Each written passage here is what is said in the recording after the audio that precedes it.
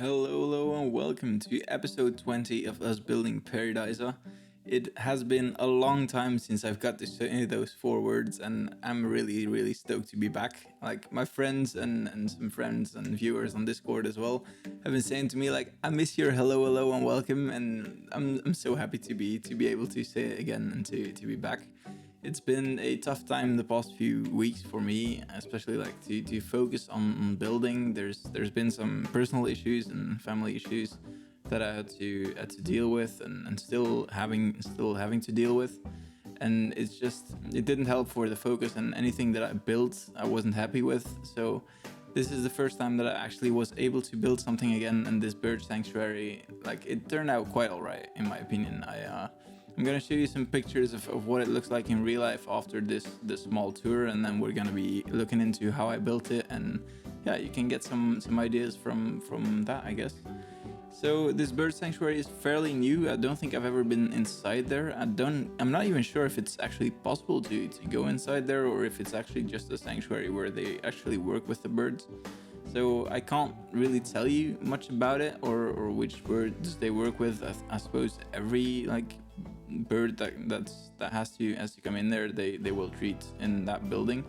So right here you can see some pictures of the real life bird sanctuary, and I think most of it turned out quite alright. The only thing that I'm really missing are the signs, and like I'm gonna try to really implement them, because I feel like I want to be able to do something like that with the custom signs. And I've seen some of just Goran, who is working on the Beekse Bergen, which is a zoo in Holland, and he makes these awesome custom signs. And I think I want to try and learn how to do that, because that's something that I'm really lacking in Pairi Daiza right now, and that's something I would love to be able to add. So be sure to subscribe for future videos on that, and there will be just a lot of new implementations and new details that we're gonna try and work with, and I'm trying to learn new stuff in Plant Zoo as well, so we can work with the best all the tools we have in the game to make something awesome. So right now we are gonna work, like, from this week on, we're gonna work with a question of the week. So every video I'm gonna post you a question, and you may let me know in the comments what you think about the question. So this week's question is, which zoo haven't you been to that you'd absolutely love to go to? For me, I think there's two, really. For one, Berlin Zoo, which has always been a zoo which I'd love to go to. It's been rumored to be one of the biggest and most beautiful zoos in Europe, and maybe even throughout the world. So that's one that I'm really looking forward to. I haven't really made any plans, especially with COVID and all that, but I think like the moment I get a chance to go there, I think I really want to go as soon as possible, and I would absolutely love to go there. And then a second was actually one I hadn't heard before, but last week I was talking to one of my friends in Discord, or one of my viewers in Discord. So and he told me about Cabarceno, I think it's called, near Bilbao, which is a drive-through zoo, much like the Beekse Bergen in Holland. But it's really big, and I've seen some pictures, and it really looks awesome. So if I ever get the chance to go to Bilbao, it'll probably not be as soon as I will be able to go to Berlin, I guess, because it's quite a lot closer, I think, to go to Berlin for me, and quite a lot easier to reach as well.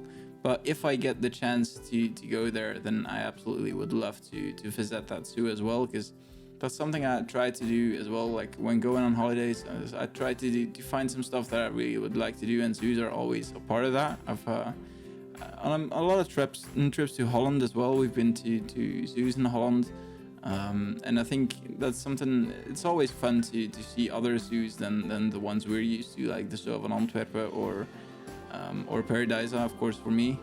But other zoos are always fun to see how they deal with animals, and what it looks like over there. So yeah, that's my answer for the question of the week. Let me know what you think about it in the comments below, and I will be sure to read and reply to each and every one of them.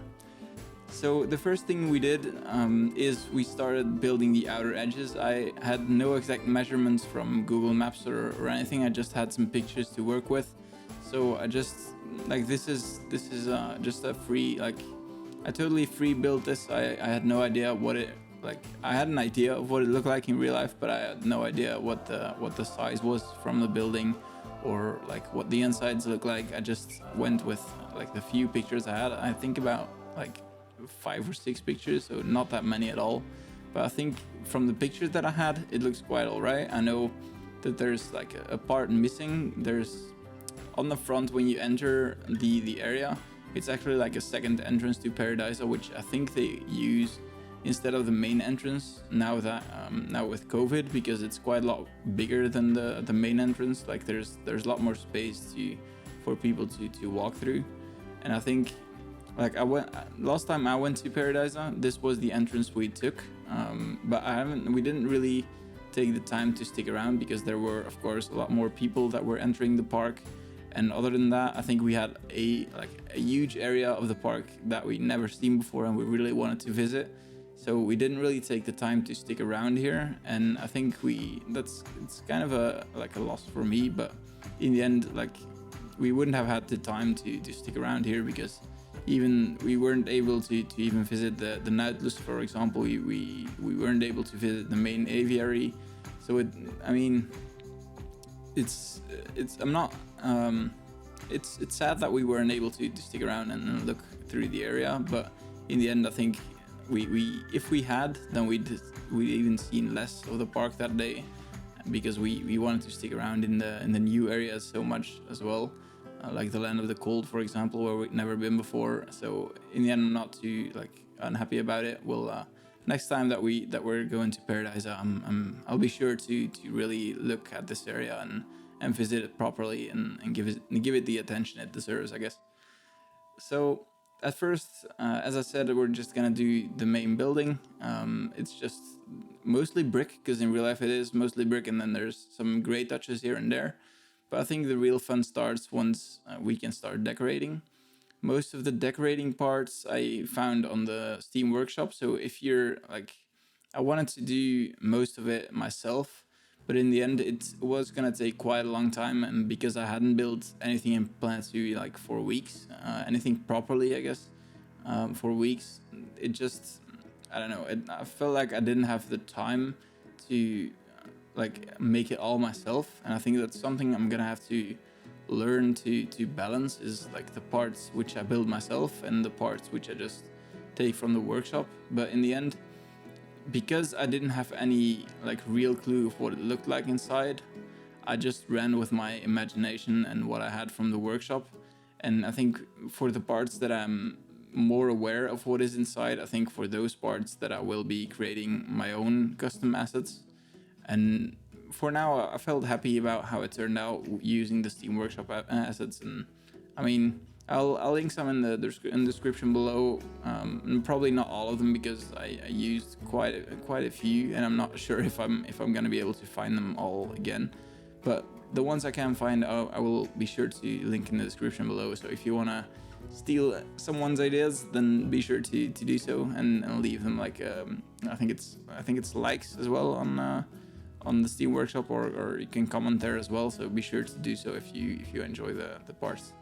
And yeah, there's just I'm looking around at the zoo as well, because I was looking for some parts, but because I hadn't built anything in Planet Zoo for so long, I had no idea of any of the names. I really had to take my time with this one, just because I don't know, it's only been like a month, or even like a little more than a month since I've built anything properly in Pairi Daiza or in Planet Zoo, and I felt like I've forgotten all the names. It was so odd. I was when I started building again, I was kind of expecting it to go really fluently, but there was just I couldn't find the names for certain pieces. It was quite hard. But then again, I was doing this live on YouTube for the most part. It was my first YouTube stream, and that really helped to stay focused. So I think for the coming weeks, I'm gonna try to maybe stream once a week. Of course, it depends on the personal situation at home, and then the work, my work as well, because that's quite busy as well. So we'll see. I'm not gonna make any promises for now, but I'll be sure to let you know if anything's happening and when that's gonna be.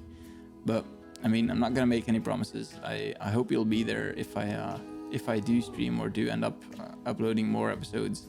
Then I mean, I hope to see you there, and I'll keep you posted. If you wanna have the latest news on me or on the build, then be sure to join the Discord as well. It's also in the description below. There's, like, during the live stream, a few new people joined, which is absolutely awesome. And I mean, it's not the biggest Discord yet, of course, but it's always fun to be able to talk about Pairi Daiza or any others who really, because as I said in like a few minutes ago, that Spanish Inzu near Bilbao is one I'd never heard before. And like right now, having seen some of the pictures, I'm really looking forward to going there and to be able to visit it, because it looks quite fun. Like this all happened during the stream, so you see me zooming into a lot of pictures from the real life, but then right now you can get like a little better idea of what it looks like in real life, because right now I'm starting to build the gate that was near the end of the stream, and the rest I did mostly offline, which took me another, I think, half an hour. It didn't take me so long because I used mostly Steam Workshop items. But it was quite fun to detail. And this gate as well, like, it starts just being brick, but then using the breeze blocks, I think they're called, it makes it kind of fun that you have these little great details. Of course, it's not that little because it's quite a big gate, but compared to the rest of the build, it's quite small. And then another example where, like, my mind and my plan to experience felt to just like leave me is trying to build this round arch, I guess, using the brick 1 meter blocks, I think there are. And I was just trying to do it like just manually by using the rotation snap, but it didn't work at all. I was like, I had no idea how I used to do round things. And then I remember you could just like take two and double them out and just rotate them that way. And I think it's these small things that you just, I don't know how I got to like forget them so quickly. I think it's just having like my mind on other places than Planet 2, and just not having the focus that I used to is kind of a big factor in there. So I hope you'll stick with me and forgive me for all the dumbness that I do here and there. But I think in the end, like, it's round, it's alright.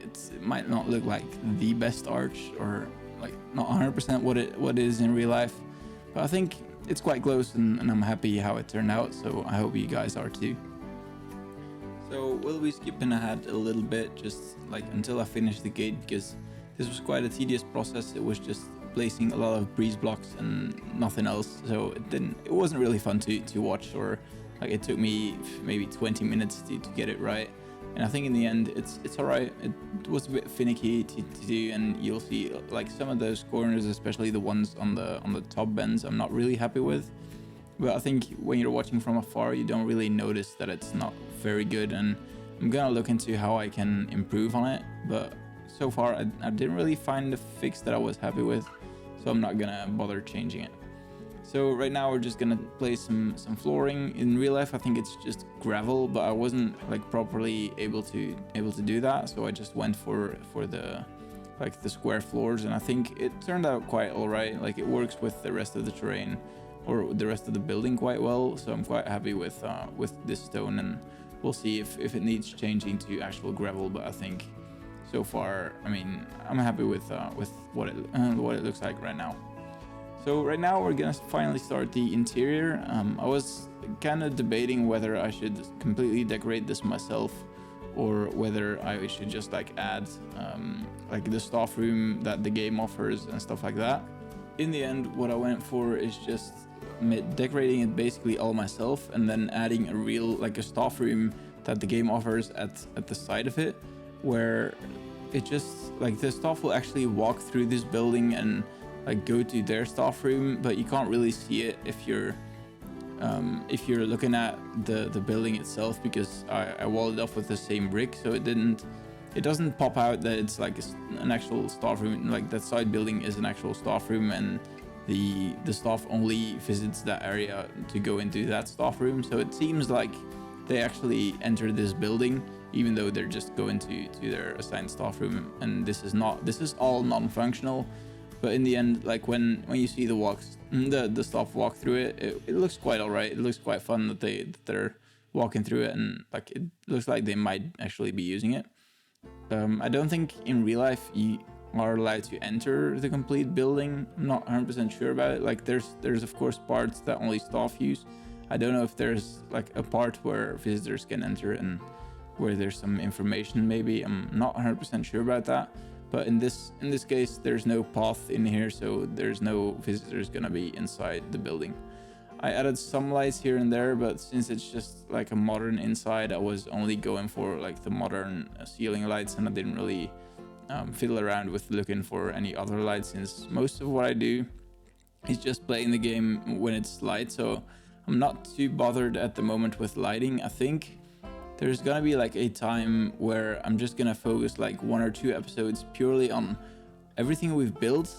We're gonna make that night proof. So we're just gonna play 1 or 2 episodes completely at night and just like revisiting every area we did, placing lights here and there, making it look beautiful at night as well. But so far we haven't really done that.